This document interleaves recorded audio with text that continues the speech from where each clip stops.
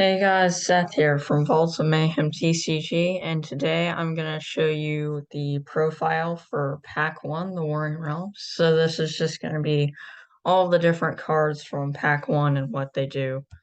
So without further ado, let's get started. Um, so the first card we're doing creatures first is Disruptive Mechanist. Now, normally the rarities would be displayed over here, like, common, rare, independent, and vault bound. Um, but since this is the first set, they have no rarity displayed, indicating that they're origin cards. And I'm pretty much just going to make it this set that actually has origin cards at all. Um, so this is the Disruptive Mechanist. Its source is manipulative. It's got a power cost of 5 and a defense of 5 because its main use is the ability, which says whenever this following suffers combat damage, you may choose an asset on your opponent's battlefield and your opponent must discard that asset. So it's basically like destroying your opponent's assets with its magical, like, tinkering abilities. Um, and then the next card we've got is the Fire Belcher Troll. And this card has a pretty high power cost. Its source is destruction, and it's got a power cost of 7. It's got 3 attacks, so not that high, considering the price and that its source is destruction. And it's got 6 defense. However, its ability reads, when this following attacks, deal 1 damage to all Vaultlings, including this one. So, it's actually 4 damage to whatever Vaultling it's attacking. Plus, it does damage to all of the other Vaultlings, including itself, which is why its defense is so high. Then we've got 5-back Scout, which doesn't actually have a source specified. So whenever a source is not specified on a card, that means that you can play it from any source. And it's got a power cost of 4, so not that high. It's got 1 attack and 3 defense, and its ability reads, instead of attacking, so you can actually attack with this card, you may spend an action, and if you do, your opponent must tell you their first move of their next turn. Once they do, they must follow through with that move. So basically, that means you can tell what your opponents are going to do next, and that will, so are they going to draw a card? Are they going to play a card, right? And that's very helpful if you're trying to predict how you should play your cards. And its main strength is its ability. It's not a super powerful card. And then what we've got next is a Vaultling. It's destructive. It's the Nurmish Berserker. I actually don't really like the artwork of this card. Um, but basically it's like a tiny little Nurm. They're like gnomes, but they live underground. Not to be confused with dwarves. They're much smaller and they possess high magic powers, usually in fire. And this card has really low cost. It's only 3 power. It has 3 attack and 2 defense. And it says if no Vaultlings are killed in combat with this Vaultling, they will fight again until either one is killed. So if you've got like a really strong Vaultling that's blocking you, then you can attack it with Nurmish Berserker. And in the event um in the event that Vaultling, doesn't have that much attack, or, has a little attack, you can usually get a lot of value out of the Nurmish Berserker, just by using it on higher cards with high defense and low attack. Then we've got Shadow Goblin. It's a manipulation Vaultling, and its ability reads, this creature cannot be attacked. So it's great for like picking and choosing when you attack. It's got a manipulation. It's got 4 power cost, and it's got 4 attack and 2 defense. So high attack, low defense because you're again picking and choosing when you attack. Your opponents can't intentionally seek it out at its weak point. Um, And we've got Traveling Bard. I really like the artwork for this one. Um, but its ability reads for every Vaultling on your battlefield with more than 2 attack and 3 defense. This Vaultling gains 1 attack and 1 defense. And it works with its really low stats because if you've got stronger Vaultlings, it allows you to raise the stats of your Traveling Bard much past its low power cost of 3. It can't actually attack until you've raised its stats, and its defense is pretty bad. So you want to have this as like an addition to a good setup that you might already have. And then this one is Vault Guard, and its ability reads, as long as this Vaultling is alive, your vault cannot be destroyed. So it's actually one of the rare vault bounds, and they used to be Vault Masters back when it was like a sacred rule. But then they gave up their freedom to become one with the vaults, and they got special powers that they used to regulate the vaults once the Vault Masters got out of hand and became corrupted. It costs 5 power, so it's pretty high, but it's not crazy high. It's got 4 defense, which is pretty high, and 1 attack. And basically, the strategy of this card is if you buff it up, it's always going to be really hard to take down your vault, no matter how the rest of the battle is going for you. Wall Golem, it's got a similar strategy to that. Its its ability reads whenever a Vaultling under your control is attacked, it attacks this Vaultling instead.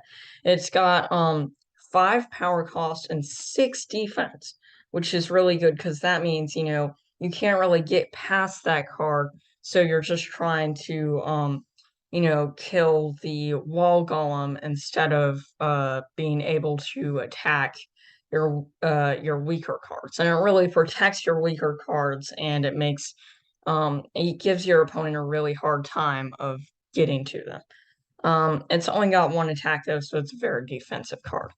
Um, and then this is our first vault that I'm going to show you. It's got 9 power and 7 defense.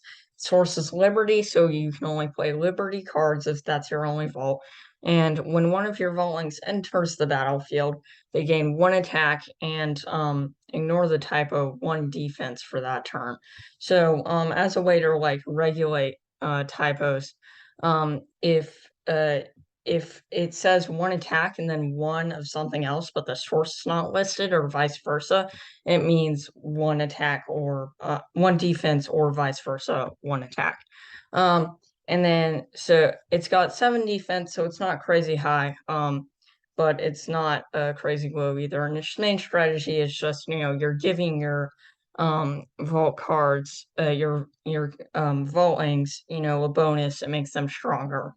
And that's pretty helpful to temporarily boost you if you're in a lower spot. And then we've got Magma Vault. It's a very aggressive vault. It's got 12 power, so you're always going to be like constantly throwing cards at your opponent. But at the same time, it's got 5 defense. So if you're running out of vaultlings on your battlefield, your opponent can easily defeat you because you have such a low defense. And its ability reads whenever you play a card, you deal 1 damage to a chosen Vaultling. So if you're playing a lot of cards in your turn, it's going to allow you to possibly use that to destroy a Vaultling or help you, fight a Vaultling you couldn't otherwise defeat. Then you've got the Cosmic Wall, and this card's ability reads whenever you play a Vaultling and cannot be attacked during your next turn. So uh basically that, so once your turn ends, that's the beginning of your next turn, and also, the turn when you're actually playing. So it gives your Vaultlings like 1 turn to be acclimated, and make sure that you could attach any equipment cards or stuff that you need to protect them, and make sure that you're really setting up this strong base of Vaultling cards, which is the defensive strategy. It's only got 7 power, but it does have 11 defense, and it's a fairly strong card. Now we've got the Sky Top Lookout, and this is a manipulation vault.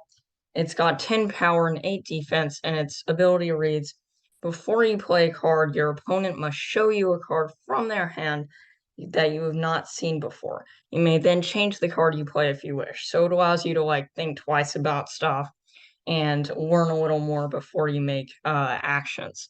It's got pretty high power. It's 10 power. It's not crazy high. Um, and it's got 8 defense, which is not crazy high, but it's not crazy low either. It's sort of a middle of the road card as far as stats goes. Then you've got Helm of the Perished. Uh, this card reads, if the equipped creature goes through combat and neither Vaulting is killed, the Vaulting with the least attack is killed. If they both have the same attack, both Vaultings are killed. So it allows you to determine the victory based on who has the most attack, and this is great to attach into your cards if your opponent has a lot of Vaultings that have super high defense but not that much attack, because then you can take advantage of it. Its sources destruction, so you can attach it to your destruction or destructive Vaultings, and it's a pretty aggressive card. Then the Portable Barricade, this one reads, when defending, the equipped Vaulting gets 1+1 defense. So, it allows you, it doesn't allow your opponent much leeway when they're attacking you, which is mainly the strategy of, the protecting source. It's only got 1 for its power cost, so it's pretty cheap given that it's just a meager status boost. And then this is Fortune of the Wild. This just basically allows you to like expand your options. It says draw 2 cards. It's got a power cost of 2. It's like a quick and easy way to strengthen you. And then here is another action card. This is a very powerful action card, in my opinion, if you use it at the right time. And it says your opponent cannot play cards on their next turn. So if your opponent has like a lot of Vaulting cards out, um, uh, they can use their actions and their Vaultings to still be somewhat productive. They have no Vaultings out. 1, they can't do anything on their next turn, and 2, um, you uh, you have the ability to strengthen your Vaultings so that uh, so that by the time it comes back to your turn, they'll have no Vaultings on their battlefield, and you can play extra Vaultings while they're not blocked. So it can be very destructive if you use it the right way, which is why it's got a high power cost. And then Forest Spring, this is a Liberty asset. It's got a power cost of 4, and it says whenever a Vaulting you control suffers combat damage, they restore themselves to full health once the combat is over. So if your Vaulting has, if your Vaultings, can't be killed, in the first round, then they'll get healed. So if your opponent is trying to attack a Vaultling like twice a turn, it's not going to be effective at all because you're just healing once it's been attacked. Now it doesn't really do anything if your Vaultling has can be killed in 1 attack. Now this is the Nurmish Vault Gem, and basically it gives your vault 3 more power. It's very simple. It's got a high power cost because it's going to help you a lot, especially if you played in the early game. And it's just giving you way more ability to play cards. I think it's also a pretty powerful card, and I didn't quite realize how powerful it is. Then we've got Barricade. This is basically an asset card that makes it hard for your opponents to attack you again. So it gives your Vaultlings 1 attack and 1 defense when they're defending. And it's got a power cost of 3. It's not crazy powerful, but it's not it's also not weak. And then this is the Power Stripper Egg. It's a pretty impactful card if you play it right. If your opponent has some strong abilities, it cancels all of that. It cancels abilities of all Vaultlings. if your Vaultlings have abilities that actually hinder you, but they have extra stats, that's good for you. If your opponent has powerful abilities on their Vaultlings, um, then you can play this card and there's nothing they can really do about it. Now, if you play this card at the wrong time, it could ruin the entire game for you, but it can also ruin the entire game for someone else, which is why its power is 4. Um, and that's pretty much it. Uh, so thanks for watching. Subscribe if you want to see more videos like this, and I'm going to put a instructions to buy the game online on the Game Crafter if you want to. I hope you'll consider doing it. It really helps me keep making these cards and have the fun to like put them on, have the funds to put them online and stuff. So thanks a lot for watching, and I hope you thanks a lot for watching, and I hope that you check it out. Thanks. Bye.